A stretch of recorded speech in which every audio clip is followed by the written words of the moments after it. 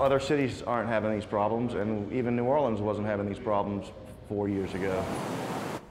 After thousands of local customers lost power today, some are demanding answers from Entergy. Good evening. A cat is to blame for this latest outage. Ratepayers want to know what's being done about reliability and when they can expect to see major changes. A cat. And while electricity has been restored, questions and frustration linger in many neighborhoods. Here's Kristen Pierce.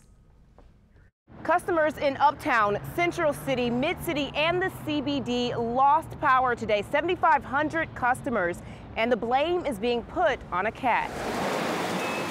Officials with Entergy New Orleans say a cat got into a substation and around protective devices and caused a power outage that affected thousands of customers. Honestly, it's unbelievable. I wouldn't think like an animal would be able to do that. This map, littered with red lines, shows those outages, and with record-breaking weather, customers were left in the dark and the heat. It got kind of instantly. This is what it looked like earlier in the city. Traffic lights out and businesses closed. Justin Petard owns Avery's on Tulane, and he says power outages are happening too often. He says when the electricity goes out, he loses, whether it's money or time. It's just a really big inconvenience.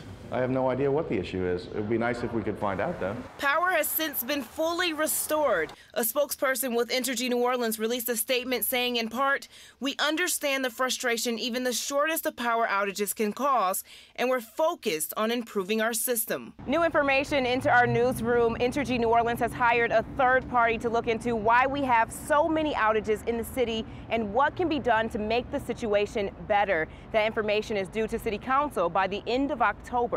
Reporting from Entergy headquarters, Kristen Pierce, Eyewitness News.